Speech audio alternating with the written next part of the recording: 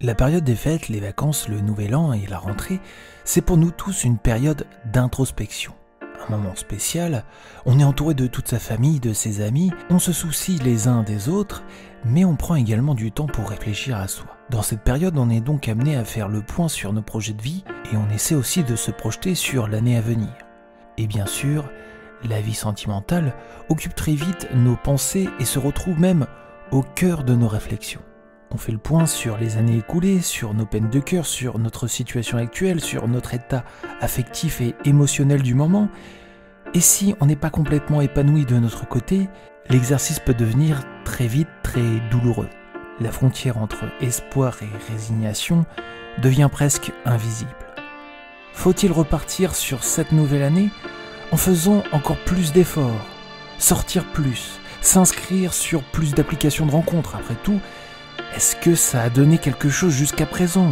Ne vaudrait-il pas mieux se résigner et arrêter de chercher l'amour? Arrêter de se soucier de sa vie sentimentale? Une nouvelle année commence et ce n'est pas toujours évident de définir le cap à suivre. Dans cette vidéo, je voulais donc te donner les pistes pour trouver le bon cap. Celui qui te permettra d'avancer dans ta vie sentimentale et d'être heureuse, heureux. Tu vas voir, ce n'est pas forcément à quoi tu t'attends.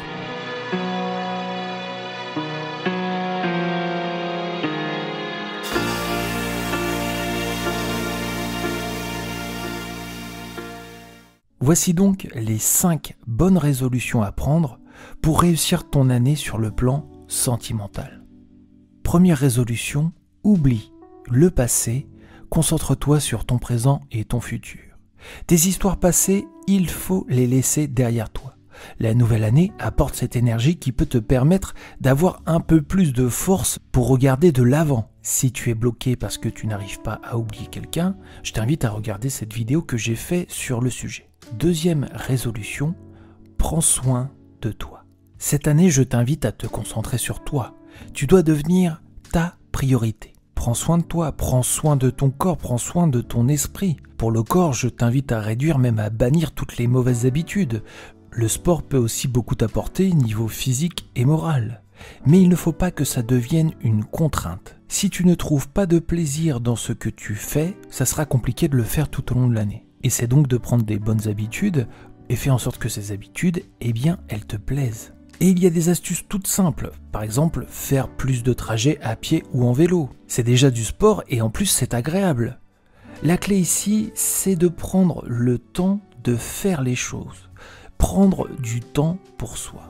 Concernant les mauvaises habitudes, tu as déjà conscience des choses que tu fais et qui te font du mal. Décide donc d'arrêter de faire ou de subir tout ce qui te fait du mal. La clé pour moi, c'est de prendre du temps pour ton bien-être. N'hésite pas à prendre ce temps, même si ça veut dire renoncer à du temps pour autre chose qui ne concerne pas directement ton bien-être. Travaille aussi sur ta relation avec toi-même. Aime-toi, prends soin de toi.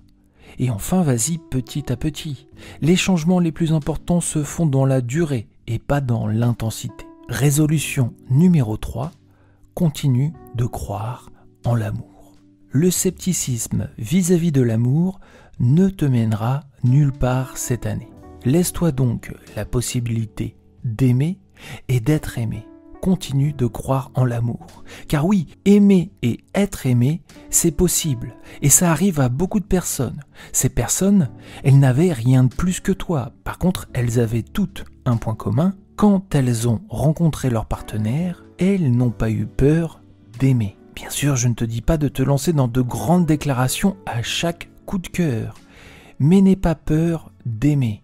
N'aie pas peur de croire en l'amour. Et résolution numéro 4, deviens la meilleure version de toi-même. Cette phrase, je sais, elle peut agacer, j'en ai conscience.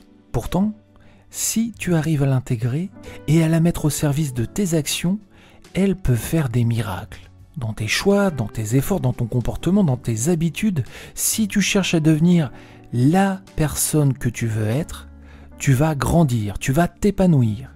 Attention, on ne te demande pas ici d'être quelqu'un d'autre. D'autant plus que cette confusion peut provoquer des situations compliquées et des moments de frustration. Commence par prendre conscience de tes qualités, de qui tu es, de tes défauts aussi. Et tout ça sans chercher à les effacer.